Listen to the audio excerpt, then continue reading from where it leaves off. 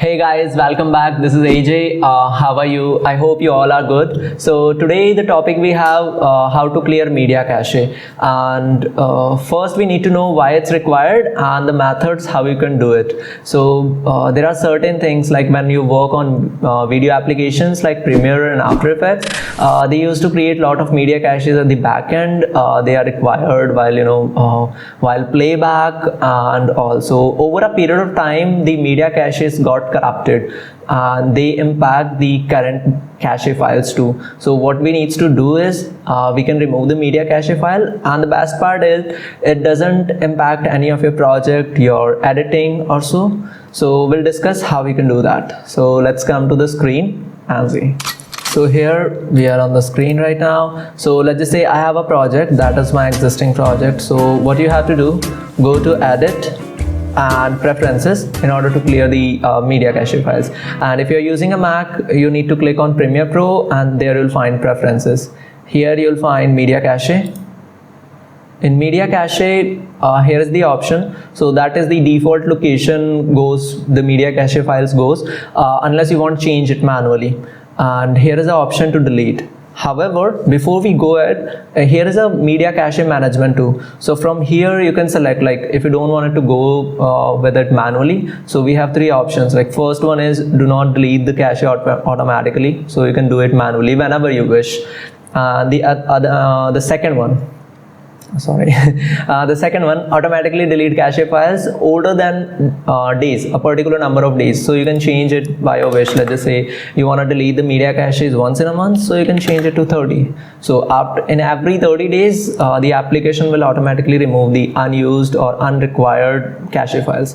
The other one is go with the size. If you want, you can select a size. Let's just say 30 gigs is now selected. You can select like 2 gigabytes or whatever you wish. So you can give it a number and just enable this option, whatever you want to wish to. So now we selected this one because default goes to this. So just click on delete. Delete unused media cache files. It automatically goes to this. Won't give you an option to change it, and hit OK. There were no media cache files because I recently performed that one. I do it once in a week or so. So there were no, I mean, it's not required you go with a project even, because that is not limited to a particular project. That is removing the entire cache files within the application. So even you do not open a project, you go here, preferences and media cache. And from here you can do that, the same thing. So that is the first way how you can do it within the application. And the other way is you can do it from the directory. So that is, the preferred one is this one. But let's just say if still you're facing the challenges and you want to remove that, so you can do one thing. Let's just close out the application.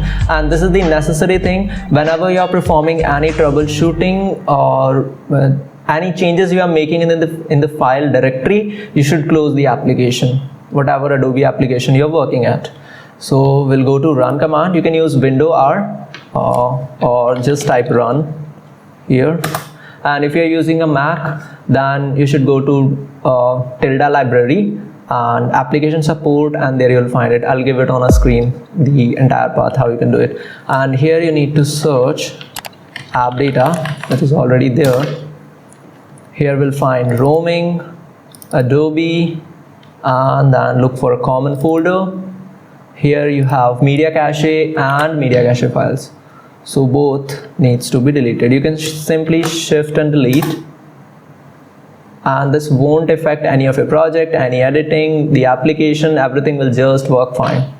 So these were the two methods. From using that you can clear your media caches. So why it's required? So that is required whenever you're facing a performance challenges, let's just say laggy playback or the export challenges. So using that, or application is not performing well because at the back end lot of caches and caches created, that puts a burden on the application. So in that case you should go ahead and remove the media cache. And also it will help you to reduce the storage of your machine, of your Mac, of your Windows machine, because they used to take lot of space. So thanks for watching, and don't forget to like, share and subscribe. See you in the next one.